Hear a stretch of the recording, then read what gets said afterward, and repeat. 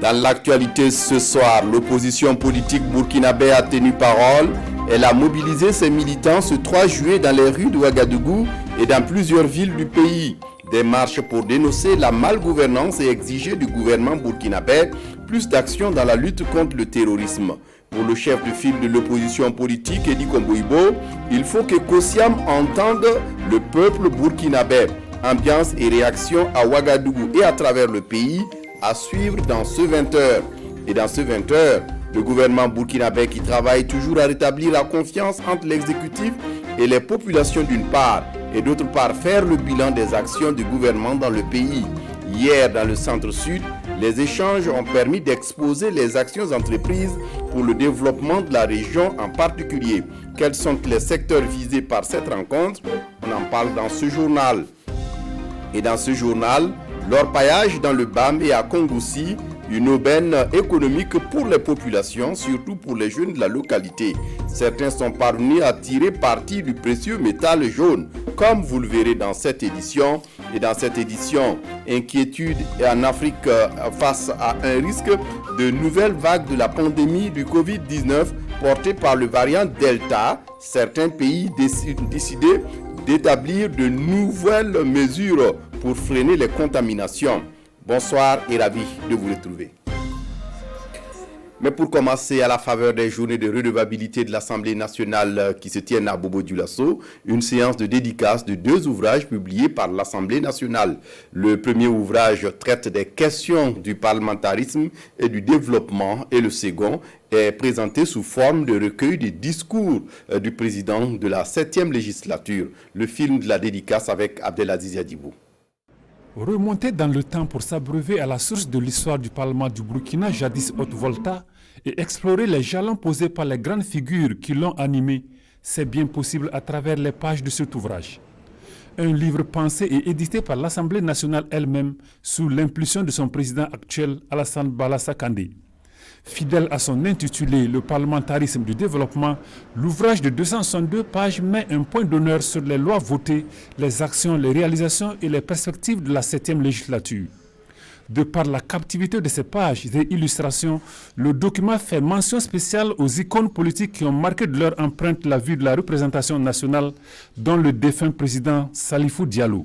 Revisiter le cheminement de la 7e législature, c'est aussi replonger dans les profondeurs des discours prononcés par Alassane Balassa Kandé lors des différentes sessions et autres grandes rencontres. Des discours désormais logés in extenso dans ce tout autre ouvrage de 340 pages publié sous forme de recueil par l'Assemblée nationale. Le déclic est venu le jour où j'ai reçu les cracks de la nation.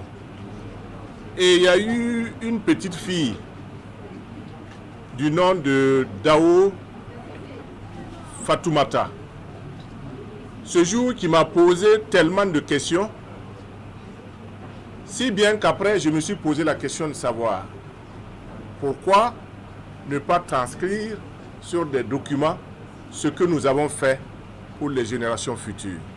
Nous allons faire de telle sorte que cette 8e législature également puisse laisser écrire du marbre ce qu'elle a fait pour la 9e législature et pour les générations futures. Ces ouvrages décryptés par des anciens avisés de l'université Nazi Boni de Bobo-Dioulasso sont perçus par ces derniers comme des documents à fort potentiel politique, idéologique et pédagogique. C'est un document qui vient à point nommé. Voilà pourquoi il a été dédicacé ici. C'est un document qui traduit certains idéaux, n'est-ce pas, qui devrait permettre, n'est-ce pas, de nourrir tout ce qui est aussi comme guide qui puisse être exploité et comme document civique dans l'encadrement donc de nos étudiants. Mieux, le président de l'Assemblée nationale promet œuvrer à une large diffusion du contenu de ces ouvrages dans les écoles primaires et universités et partout où besoin en est. Comme pour faire d'une pierre deux coups, l'Assemblée nationale a aussi remis du matériel aux lauréats de jeux radiophoniques organisés dans le cadre des premières journées de redevabilité. Restons toujours à Bobo-Dioulasso et dans le cadre de ces journées de redevabilité pour évoquer cette remise de matériel au centre hospitalier universitaire Sourou Sanou. composé de lits d'hôpitaux et d'une somme d'argent mobilisée grâce à l'apport des députés Bernard Combelem, Abdelaziz Yadibou. Les bras chargés de cadeaux, les élus nationaux rendent une visite matinale aux locataires du centre hospitalier universitaire Souro Sanou de Bobo-Dioulasso. En plus de 40 lits d'hôpitaux avec matelas électrifiés offerts au nom de la représentation nationale, les élus ont individuellement fait parler leur cœur pour soulager un tant soit peu les occupants du CHI, notamment ceux les plus vulnérables. Les honorables députés, individuellement pris, chacun a fait parler son cœur.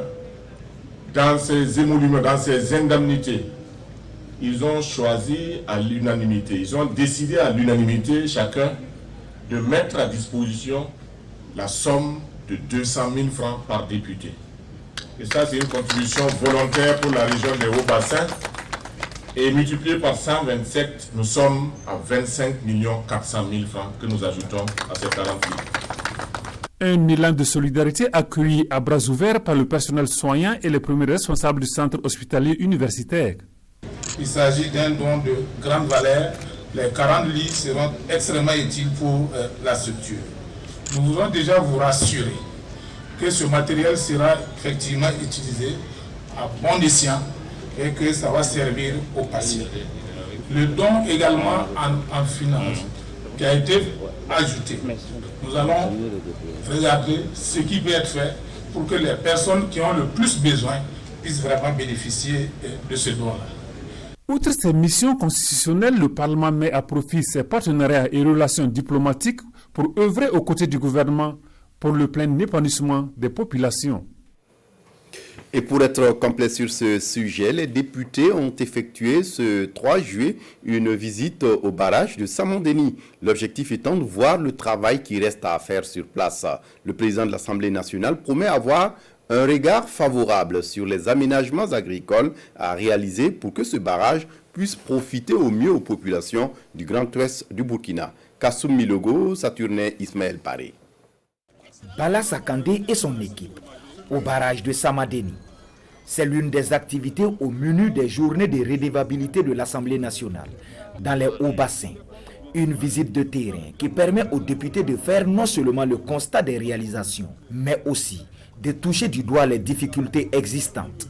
Pour ce faire, les visiteurs du jour s'informent sur tous les détails. On peut dire que ça, c'est une mission de contrôle de l'action gouvernementale de toute l'Assemblée. Nous sommes venus, nous avons vu, nous avons posé des questions. Divers problèmes ont été soulevés par le coordonnateur. Le ministre également, au nom du gouvernement, nous a exposé un certain nombre d'éléments.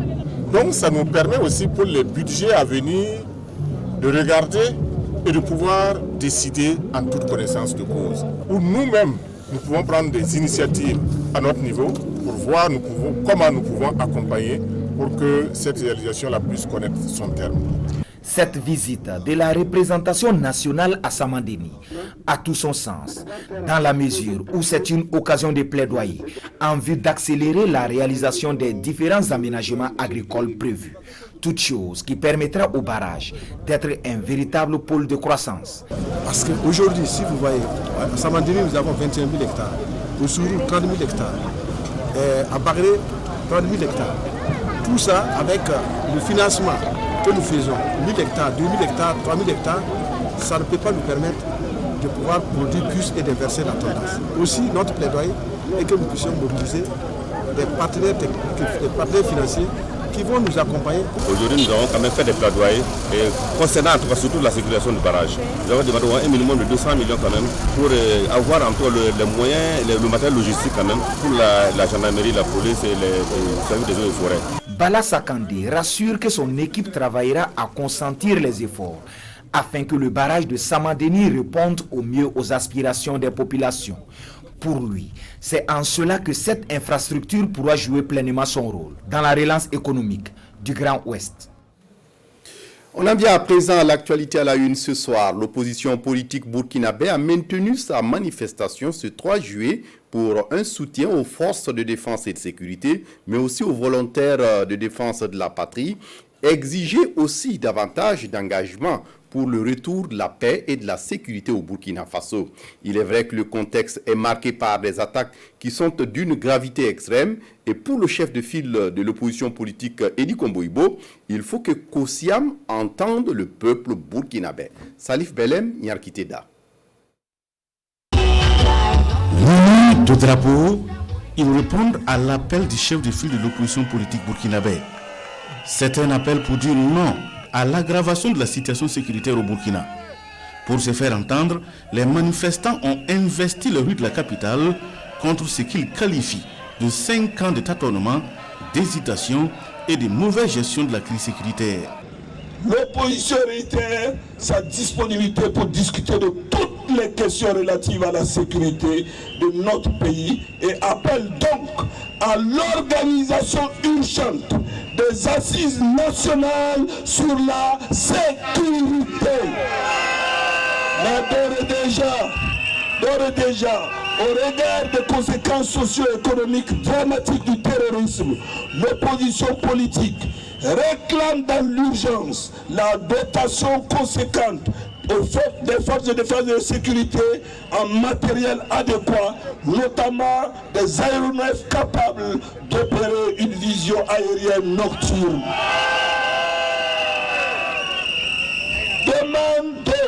Demande la mise en place d'un dispositif pour une réponse rapide aux appels à l'aide des VDP et des populations en cas d'urgence. À cette marche meeting, l'opposition politique a fustigé le pouvoir en place pour sa malgouvernance, dit-elle. C'est la première grande manifestation de l'opposition après les élections de novembre dernier. Et pour les initiateurs, c'est un coup de maître. Les citoyens sont sortis dans le calme et ont manifesté leur mécontentement sur la conduite de la politique de sécurité dans notre pays. Par cette manifestation, Edi Komboibo et ses camarades entendent mettre la pression sur le pouvoir pour rétablir d'une part l'intégrité territoriale en perdition et réclamer une gouvernance vertueuse. Ce rassemblement de l'opposition politique à Ouagadougou est aussi organisé dans les 44 autres provinces du pays. On commence d'abord par Bobo Dioulasso où la marche a pris son départ à la place Tiefo Amoro de la ville et à Dori également. Les marcheurs, une cinquantaine de personnes selon les organisateurs, sont allés remettre leur message au haut commissaire de la province du Séno dans le calme. À Kaya, dans le centre nord, les manifestants ont brandi des spatules, des balais et autres chaussures, des brassards rouges pour exprimer leur ras-le-bol face à la recrudescence du terrorisme au Burkina Faso. À Fadane Gourma, la mobilisation n'était pas au rendez-vous pour une marche organisée par l'opposition politique. La province du Yatenga n'est pas en reste. À Waïguya, ce matin, les militants du CFOP ont battu le pavé pour une marche donc de protestation, comme vous pouvez le voir sur ces images.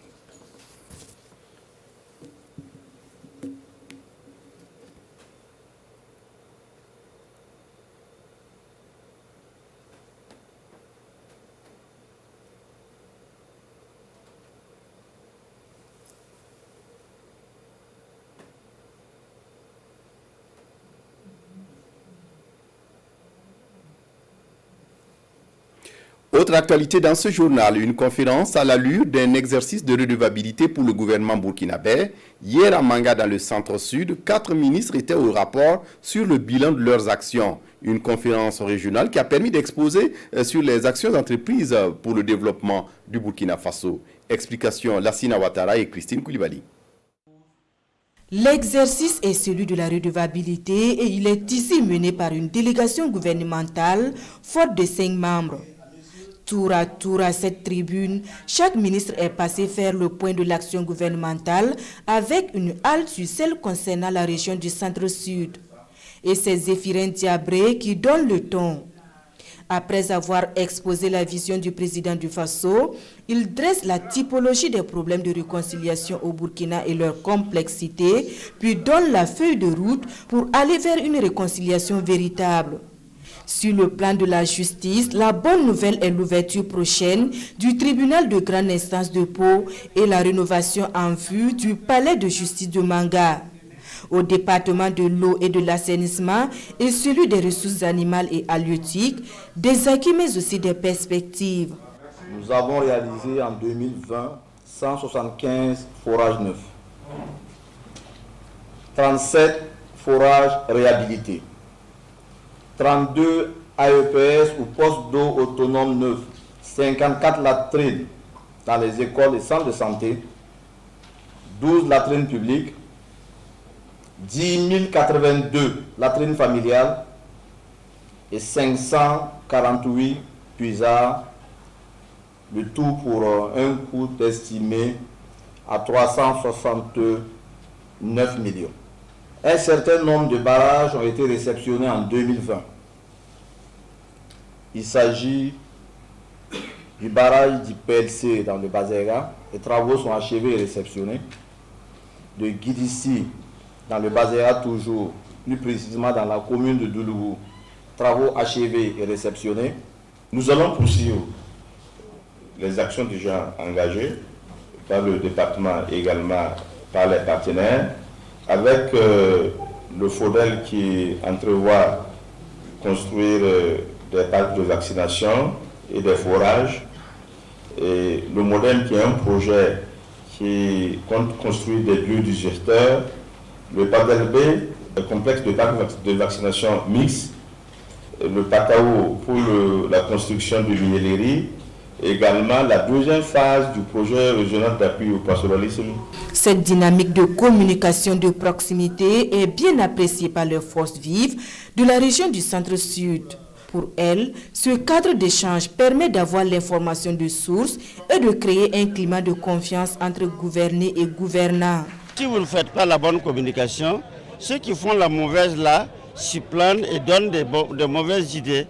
Et dès qu'on est bien informé, ça permet alors de s'assumer. En tant que femme et actrice de changement, nous saluons en tout cas cette initiative et nous encourageons le gouvernement à poursuivre sur cet élan. C'est avec un sentiment de satisfaction que nous repartons sur Ouagadougou pour rendre compte à la hiérarchie, à notre hiérarchie, à savoir le Premier ministre et le président du FASO, de rendre compte donc de la teneur de nos échanges et transmettre fidèlement les questions et les doléances qui ont été soulevées par la population. Des préoccupations qui se résument à l'accès aux services sociaux de base tels que l'eau potable, la santé et les infrastructures routières.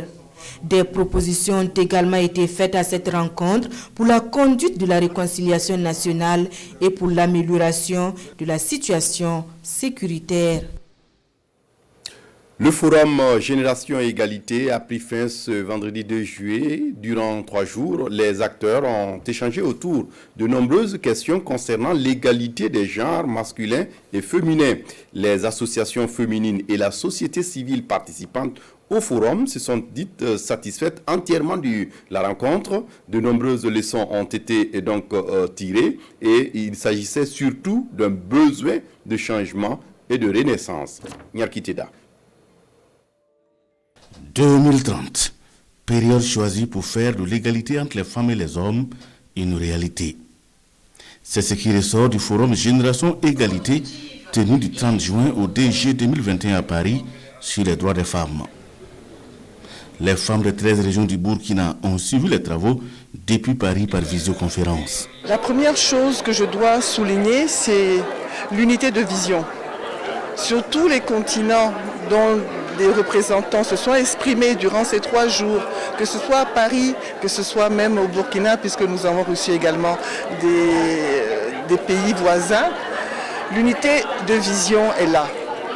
Nous voulons pour demain, pour nos jeunes, une société débarrassée de toutes les inégalités. Alors, pendant ces 3 jours, nous avons donné l'opportunité et la possibilité à plusieurs ministères, à plusieurs organisations de la société civile, ainsi qu'à plusieurs partenaires techniques et financiers d'échanger, de faire des partenariats, de pouvoir discuter de ces questions genre, de pouvoir arriver donc à des partenariats concrets, pouvoir aboutir sur des projets, sur des plans d'action. Initié par l'ONU, le forum en Génération Égalité est co-présidé par la France et le Mexique. Pour ce forum, le Burkina a à ses côtés la Guinée, la Côte d'Ivoire, le Congo, le Niger et le Mali qui ont suivi de bout en bout les travaux. L'organisation a été parfaite. Et parfaite parce qu'on a senti une très grande expertise derrière ça. Une expertise à tous les niveaux. Et surtout la synchronisation effectivement de toutes les régions du Burkina à ce forum a montré un certain niveau d'organisation technique de haut niveau. Ces 3 jours de travaux et de partage d'expériences ont permis de tracer une feuille de route pour les droits des femmes et un futur égalitaire. Et puis les avocats du Burkina Faso ouvrent le débat sur le rôle et la place de l'avocat dans la société. C'est à la faveur des 2e journées des universités judiciaires du barreau du Burkina Faso. Il est surtout question ici d'apporter des réponses aux besoins des populations, notamment des besoins permanents des citoyens qui souhaitent une justice libre et équitable pour tous, débarrassée de toutes les lenteurs et de toutes les entraves à son bon fonctionnement. Rasmane Soundi, Boukari Ouedraogo. Loin des prétoires, les acteurs judiciaires se sont donné une journée pour réfléchir sur le rôle de l'avocat dans l'amélioration de la justice au Burkina Faso. Une justice, divers acteurs et des divergences très souvent dans le rendu des décisions. La justice est le fait de plusieurs acteurs. Et chaque acteur a son rôle à jouer. Et très souvent, les rôles s'entrechoquent dans leur rendu. Et donc, il est nécessaire qu'à certains moments, nous puissions nous retrouver. Se retrouver pour élever les entraves au bon rendu de la justice, le tout pour la satisfaction des justiciables. Depuis un certain temps, et de tout temps, la justice a toujours été décriée, que ce soit au Burkina ou ailleurs, parce que les justiciables ne sont pas satisfaits de la célérité accordée au traitement de leurs dossiers et des décisions qui sont rendues. Inverser cette situation, voici tout l'enjeu de ces universités judiciaires du barreau burkinabé qui visent principalement à bâtir une justice libre et efficace au service des citoyens. Pour rappel, ces universités judiciaires de l'ordre des avocats ont été instituées en 2015 et la première édition a eu lieu en 2018. Direction le plateau central où la ville de Zignaré donne le top de départ de la Semaine nationale de salubrité 2021. Placée sous le thème « La salubrité publique au Burkina Faso », quelle stratégie pour rendre les communes propres? Cette activité qui va concerner tout le pays est aussi une aubaine pour conjuguer les efforts afin de rendre les communes propres. Gérard Sommet, Issa Kanana. Opération Ville propre ce vendredi matin à Zignaré, chef-lieu de la région du plateau central. Munis de râteaux, de manchettes, de brouettes, de taxi-moto, hommes, femmes, autorités administratives, tous sont là pour assainir leur cadre de vie. Et c'est le ministre de l'Environnement, de l'économie verte et du changement climatique qui donne le ton. Avant, il y avait des pratiques. Devant chaque ménage sortait le matin. Il y avait un petit ménage qui se faisait, un nettoyage devant les cours. J'appelle les populations à reprendre en tout cas ces pratiques-là, à nettoyer les maisons, nettoyer les devantures des cours et surtout à mettre les déchets dans la poubelle. La Semaine nationale de la salubrité est ainsi officiellement lancée. Entre panels et jeux radiophoniques, cette Semaine nationale de la salubrité, c'est aussi et surtout 7 jours axés sur la réflexion, l'information et la sensibilisation en matière de gestion des déchets sur l'ensemble du territoire national. La question de la gestion de l'environnement ne s'arrête pas seulement à la plantation des arbres et à l'entretien de ces arbres. La gestion donc, des déchets est un problème important pour notre vie. Parce que vous savez, quand vous jetez même une pile au hasard, vous ne savez pas ce que ça peut devenir dans 1 an ou dans 2 mois. Quand vous vous mouchez, vous prenez votre et puis vous posez par terre, vous ne savez pas ce que ça va devenir dans 1 mois. Donc vous avez des eaux qui sont autour de nos concessions. C'est la raison pour laquelle nous demandons aux uns et aux autres de faire en sorte qu'il y ait de la salubrité autour de notre milieu de vie. Une vie saine dans un environnement sain, l'ambition est affichée. Et pour la protection et la préservation de l'environnement, du matériel d'assainissement est ici remis aux acteurs intervenants dans la région du plateau central.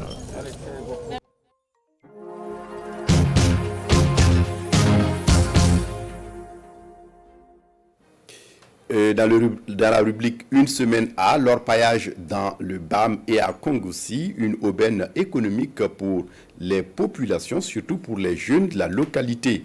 Certains sont parvenus à tirer parti du précieux métal jaune. Djibril et Issaka sont de ceux-là qui ont réussi grâce à l'orpaillage. Comment se sont-ils pris et pour y arriver et à quel prix? On en parle avec Lassina Ouattara et Hadi Sandamba.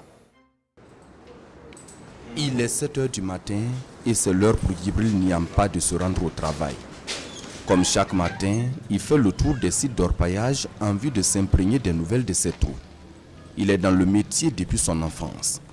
À 42 ans, Djibril et l'orpaillage, c'est une affaire de cordon ombilical.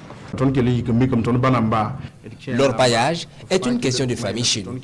C'est ainsi que nous aussi avons commencé à Alga avant d'aller sur d'autres sites.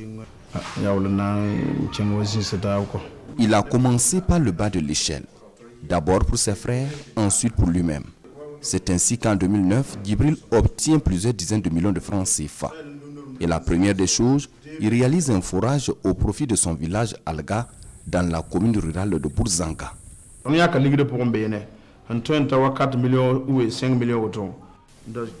avons prélevé environ 5 millions de francs CFA pour réaliser le forage afin que les parents aussi sachent que leur fils a réussi.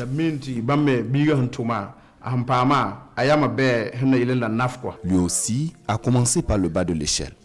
Natif de Nafo dans la commune rurale de Bourzanga, Issaka Kinda est un orpailleur qui force l'admiration de son entourage. De creuseur à propriétaire, pour lui, l'argent de l'or n'est pas maudit, contrairement à ce que pensent certains.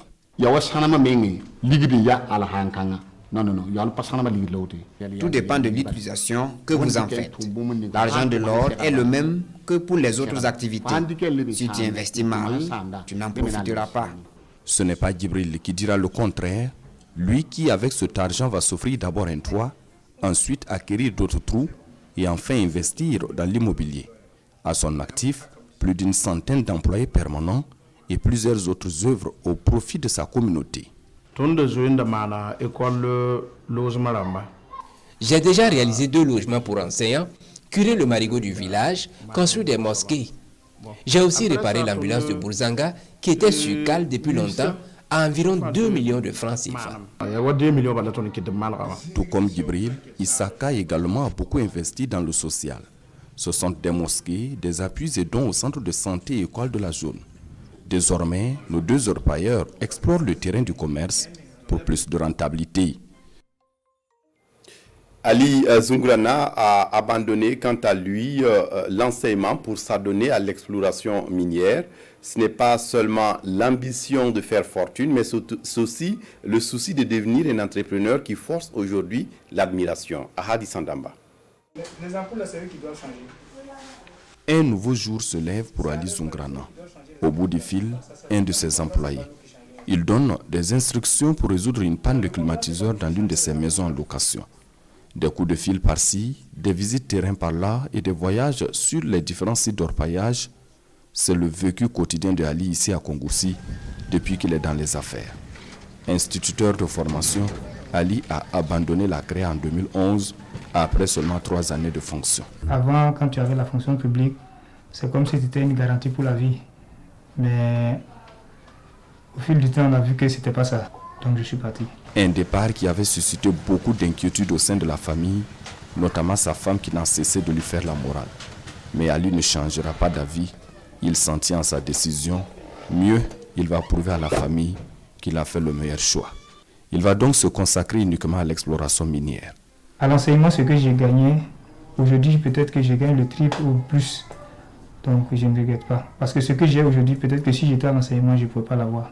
Actuellement, j'ai pu acheter des parcelles, j'ai pu acheter des véhicules, mettre en location. Bon, j'ai créé mon propre entreprise avec le grand frère. Petit à petit, Ali continue son petit bonhomme de chemin de jeune entrepreneur. Il va donc chercher à diversifier ses sources de revenus. C'est ainsi qu'il créa une entreprise de location de véhicules et de maisons uniquement au profit des ONG intervenant dans la zone de Kongoussi. Ali Zungrana est actuellement sur 3 fronts. L'exploration minière, j'ai mis une pause là-bas parce que actuellement pour aller à l'exploration minière, il me faut un contrat. Alors qu'actuellement, ma position ne me permet pas de signer un contrat. avec eux, ça ne me permet pas de travailler dans les autres. Parce qu'actuellement, je suis dans la location avec le conseil sécuritaire. Il y a les ONG avec qui je travaille, je mets des véhicules en location. Donc il faut suivre tout ça. Je suis dans l'exploration et l'exploitation artisanale des semi-mécanisés. Donc j'ai des équipes qui travaillent là-bas. 10 ans après, l'on peut affirmer sans doute que l'objectif de Ali Zoungrana est atteint. Il est installé à son propre compte et au total, une soixantaine d'employés permanents. Actuellement, j'ai des véhicules en location.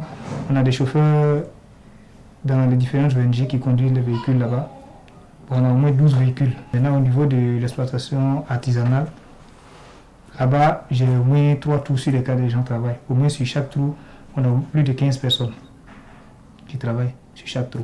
Ali Zoungrana travaille actuellement en partenariat avec beaucoup de ses frères, notamment dans la location de véhicules et maisons, car désormais la demande dépasse l'offre et Ali n'a pas les moyens nécessaires pour y faire face. Une stratégie qui lui permet également de se faire la main en matière de business.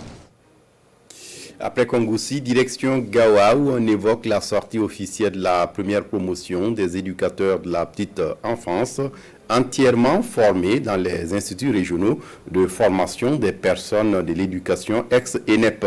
Ils sont environ 289 impétrants à avoir achevé leur formation. Lambert Soma.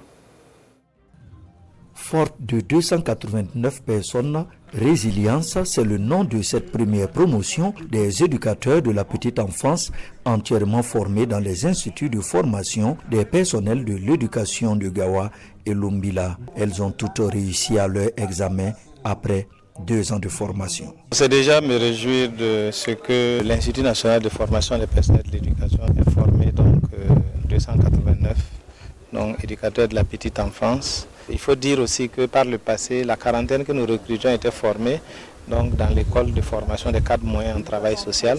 Comparé aux années précédentes, c'est 5 fois plus que nous avons recruté et formé. Et donc c'est un bon départ pour développer ce pan de l'éducation qui est pour nous donc, la fondation du système éducatif. La psychologie de l'enfant, la sociologie, l'écriture, la préécriture, voici quelques modules qui ont été enseignés à ces éducateurs de la petite enfance. Ces modules s'inscrivent dans la stratégie d'accélération de l'éducation préscolaire basée sur 3 axes. L'accès, la qualité et le pilotage.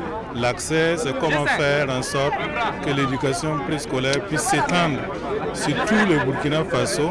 Et la qualité, c'est beaucoup de choses, il y a beaucoup de facteurs qui déterminent la qualité, c'est la formation des enseignants, l'équipement des salles de classe, etc. Et le pilotage, c'est comment gérer le système pour qu'il y ait une cohérence. Avec une moyenne de 18,5, Madame Da est la major des écoles. Elle compte mettre en pratique les connaissances acquises durant sa formation. Je suis très heureuse de cette reconnaissance. Le travail a été dur, mais je reconnais que le travail paye toujours. Il faut toujours chercher l'excellence. Et l'excellence par-dessus tout, ça paye. Vraiment, ce travail me plaît beaucoup et vraiment, c'est une passion, c'est une joie pour moi de travailler avec ces tout-petits. L'intégration diligente dans la fonction publique, l'organisation d'un test de recrutement pour les inscrits sur titre, voici quelques doléances portées par le délégué général des sortants. Et avant de poursuivre ce chiffre au Burkina Faso, un enfant sur 4 souffre de retard de croissance et environ un enfant sur 10 souffre de maigreur, ce qui n'est pas sans conséquence sur son rendement plus tard. Et pour apporter des solutions, l'ONG du Hunger Project estime qu'il est nécessaire de développer une approche innovante, d'où son approche multisectorielle de la nutrition. Ce 30 juin, l'ONG a initié une formation à l'endroit des acteurs du public et du privé. Le point avec Nyarkiteda. L'approche multisectorielle de la nutrition est le sujet à réflexion à cette rencontre. OSC, acteurs du public et du privé, ont des jours pour affiner leurs connaissances sur les enjeux de la nutrition. Ils s'outillent également sur comment les secteurs tels que l'éducation, la santé, la sécurité alimentaire, le WASH, la protection sociale doivent fédérer leurs actions pour mettre fin à la malnutrition au Burkina. Les acteurs ont besoin de comprendre pour s'engager et convaincre les communautés pour s'engager, pour prendre en charge leur nutrition. Et pour cela, ils ont besoin d'avoir des connaissances, des compétences pour pouvoir donc faire ce travail. L'initiative R2 The Hunger Project avec ses partenaires Save the Children, Action contre la faim, SEGA, Résonu et Association Monde Rural soutenue par le secrétariat technique chargé de l'alimentation et la nutrition. Elle se tient dans le cadre d'un nouveau programme sur le plaidoyer en nutrition dénommé Right to Grow, en français, le droit de grandir. Mes attentes de cet atelier de formation est que tous les participants puissent être vraiment outillés par rapport à l'approche multisectorielle de la nutrition afin qu'elle puisse être fait avec conviction. Right to Grow ou le droit de grandir est un programme de 5 ans financé par le Royaume des Pays-Bas. Objectif, renforcer les capacités des OSC en plaidoyer, suivi qualité de service en matière de nutrition, watch et suivi budgétaire en vue d'améliorer la situation nutritionnelle des enfants du Burkina Faso. Une exposition de produits marocains à Bobo-Dioulasso, des produits artisanaux et agroalimentaires du royaume chérifien pour charmer le consommateur bobolais. Karim Sissé. Ils sont nombreux les clients qui effectuent le déplacement de la Maison de la Culture de Bobo-Dioulasso à la faveur du salon marocain, qui pour découvrir les produits du royaume chérifien, qui pour s'en procurer. Le salon bat son plein depuis maintenant une vingtaine de jours. Et les clients rencontrés apprécient bien les prix et la qualité des produits. Je suis venue à la fois pour visiter les produits marocains, vraiment c'est intéressant. Surtout les épices et surtout le cuir en tout cas, c'est vraiment intéressant. Je me suis procuré beaucoup de choses. J'ai pris 2 paires de chaussures et alhamdulillah ça va. Il y a 2 paires à 20 000 francs. Il y a certains aussi 2 paires à 30 000. Vu la qualité du prix, Inch'Allah, on peut dire que c'est bon. Si on a la possibilité d'avoir des articles du Maroc ici sans aller au Maroc, c'est souhaitable aussi. Et que de l'autre côté aussi, peut-être c'est une sollicitation, permettre aussi à nos artisans, à nos producteurs ici aussi, côté vestimentaire, parce qu'on en a pas mal aussi, surtout avec les pains qu'on a ici, les cocododa et autres, d'organiser aussi ce type de foire aussi au niveau du Maroc pour permettre aussi à nos artisans aussi de s'exprimer sur le plan international. Bilan à chaud, c'est un satisfait qui se dégage du côté des exposants. Ils déplorent tout de même que la totalité de leurs marchandises ne soit pas écoulée, car cela ne tienne, cette première édition du salon à Bobo leur a permis de faire la promotion des produits artisanaux et agroalimentaires made in Maroc. C'est une bonne expérience. C'est une bonne parce que les gens ils connaissent pas certains produits marocains. C'est la première fois qu'ils découvrent ça. C'est normal. Dans tous les cas, c'est normal. C'est positif. Ça nous encourage à revenir une autre fois, Inch'Allah. Le salon prend fin officiellement le 28 juin. Mais à la demande des clients, les promoteurs entendent le prolonger jusqu'au 12 juillet prochain. En prélude au salon de la maintenance qui se tient le 13 juillet prochain à Ouagadougou, les organisateurs étaient face à la presse. Ils ont pu donner des explications sur le contenu de la manifestation. Maïmouna Traoré. Le SAMAN, le Salon africain de la maintenance, une initiative de l'association Sud Qualitas pour mieux valoriser les métiers de la maintenance, offrir un cadre de rencontre aux acteurs du domaine et susciter l'intérêt des jeunes sur la question. C'est de déconstruire ces idées préconçues que des gens ont de penser que les maintenanciers, c'est celui-là qui est sous le caïcédra avec la graisse, l'huile, et dire que c'est des métiers qui sont pas des sous-métiers qui peuvent nourrir leurs hommes, et donc il faut y accorder un intérêt, et donc inciter les jeunes à s'y intéresser, et ça va un temps soit peu résorber le chômage aussi, si tant est qu'on est professionnel dans ces métiers-là. Plusieurs activités sont au programme de cette première édition du SAMAN, dont les publics cibles sont les sociétés minières, les usines manufacturières, les élèves et étudiants. Le salon va se dérouler en foire d'exposition. Nous aurons des acteurs de la maintenance qui vont exposer leur expertise, qui vont dire ce qu'ils savent faire en termes de maintenance. Et nous aurons des panels avec des thématiques en rapport avec la maintenance où des experts de la maintenance viendront expliquer, des acteurs de la maintenance viendront expliquer ce qu'ils font en termes de maintenance et tout. Et nous aurons des B2B où des partenaires peuvent se rencontrer, échanger et puis tisser des partenariats. Et puis à la fin, on va faire un dîner gala pour récompenser certains acteurs de la maintenance. Le salon africain de la maintenance conférence se tient au CIAO du 13 au 15 juillet prochain. L'accès au site de l'exposition est gratuit. Près d'une centaine d'entreprises est attendu. Inquiétude en Afrique face à un risque de nouvelle vague de la pandémie Covid-19 portée par le variant Delta. Certains pays ont décidé d'établir de nouveau des mesures pour freiner les contaminations. Regardez. L'Afrique n'est pas épargnée par la progression du variant Delta. Le continent est même une des zones où la situation sanitaire est la plus préoccupante. L'ONG Médecins sans frontières témoigne de ce qui se passe, par exemple, dans un hôpital qu'elle gère au Kenya. Depuis plus de 10 semaines maintenant, le nombre de patients Covid n'a cessé d'augmenter. Le taux de positivité hebdomadaire atteint un niveau record dans cet hôpital. L'Organisation mondiale de la santé tire la sonnette d'alarme face à cette troisième vague en train de toucher les pays africains. Le nombre de cas double toutes les 3 semaines, affirme l'OMS. Le variant Delta a été signalé dans 16 pays jusqu'à présent. Plusieurs pays ont décrété de nouvelles mesures de restriction. En Ouganda, un confinement d'1 mois et demi a été instauré. Dans la capitale Kampala, les vendeurs sur les marchés qui ne peuvent plus rentrer chez eux dorment entre les étals sous des moustiquaires de fortune. En Sierra Leone, un couvre-feu sera en place à partir de lundi pour une durée d'1 mois. Confinement partiel depuis ce jeudi en Tunisie, cela concerne notamment la capitale Tunis. Rassemblements interdits, couvre-feu étendu. On nous a dit que c'était pour 14 jours, mais à mon avis 14 jours ça ne suffit pas. Si vous voulez stopper la progression du virus, il faudra davantage. L'inquiétude des autorités sanitaires, c'est la fragilité des systèmes de santé. Les hôpitaux sont parfois submergés.